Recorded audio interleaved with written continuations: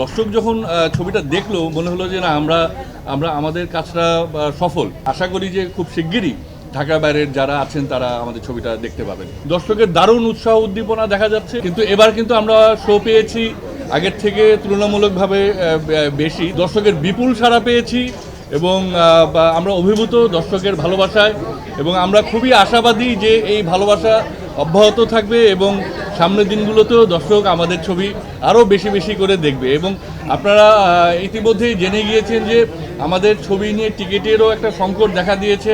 আপনারা আমার থেকে এটা আরও ভালো জানবেন, এবং আমি বলবো যে এটা একটা দারুণ ব্যাপার। শুধু আমাদের ছবির জন্য না, সকল সিনেমা নিয়েই দর্শকের দারুণ উৎসাহ উদ্দীপনা দেখা যাচ্ছে, এবং এটা এটা বাংলা সিনেমার আসলে একটা নতুন জোয়ার এসেছে। আমাদেরকে এটা ধরে রাখতে হবে, এবং আমি আমার অন্য যে ছবিগুলো চলছে তাদের প্রত্যেকের জন্য আমার শুভকামনা জানাচ্ছি। এবং দর্শককে আমি বলবো যে আপনারা ফ্যামিলি নিয়ে, বন্ধুবান্ধব নিয়ে আমাদের ছবি দেখতে আসুন, এবং সামনের দিনগুলোতে আমরা চাই যে আপনাদের সাথে আরও আনন্দ করে একসাথে বসে ছবি দেখব, এবং আপনাদের সাথে সামনের যে কোনো যেই শোগুলো আছে সেখানেও আমরা এসে হাজির হতে পারি যে কোনো সময়, যে কোনো দিন, যে কোনো হলে।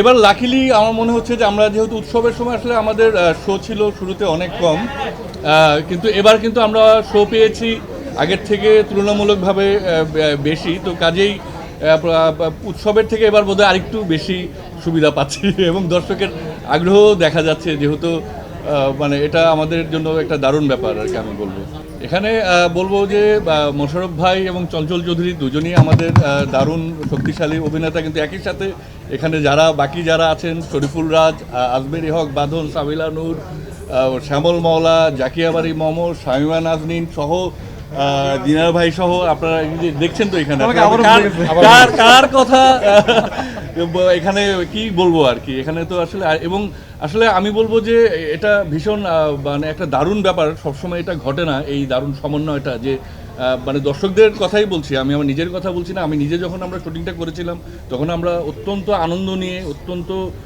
কি বলে যে একটা মনে হয়েছিল যে আমরা একটা বিরাট পরিবারের অংশ, যে আমরা যখন কাজটা করছিলাম। এবং দর্শক যখন ছবিটা দেখলো মনে হলো যে না আমরা আমরা আমাদের কাজটা সফল, যে আমরা যাদের জন্য বানিয়েছি, এবং আমরা যখন নিজেরা এই কাজটি একসাথে মিলে করেছি, এবং সবাই প্রত্যেকে যে পরিশ্রম করেছেন, তাদের প্রত্যেকের যে অধ্যাবসায়, তাদের যেই কি ডেডিকেশন ছিল আর কি, সেটারই রিফ্লেকশন আমার মনে হয় যে আমরা পর্দায় দেখতে পাচ্ছি। যার ফলে আপনি দেখবেন যে এটা কিন্তু সবসময় ঘটে না যে একটা ছবি দেখছি, লোকে বলছে যে এখানে তো সবাই মানে এত ভালো অভিনয় করেছে, কাকে ছেড়ে কার কথা বলবে। মানে আপনি যদি সুনির্দিষ্ট একজনকে আসলে এখানে বলার উপায় নাই। এবং আবারও বলছি, এটা কিন্তু আমার কথা না, এটা দর্শকই বলছে। তো কাজেই এই জিনিসটাই আমার কাছে মনে হয় যে সবথেকে দারুণ ব্যাপার। এবং এই যে একসাথে ছবি করা, একসাথে ঘুরে বেড়ানো ছবি নিয়ে, এবং এই একসাথে থাকা, এটা যেন অব্যাহত থাকে, এবং আমাদের বাংলাদেশটাও যেন এভাবেই থাকে। আমরা যেন মিলেমিশে একটা বৃহৎ পরিবারের মতো একসাথে থাকতে পারি।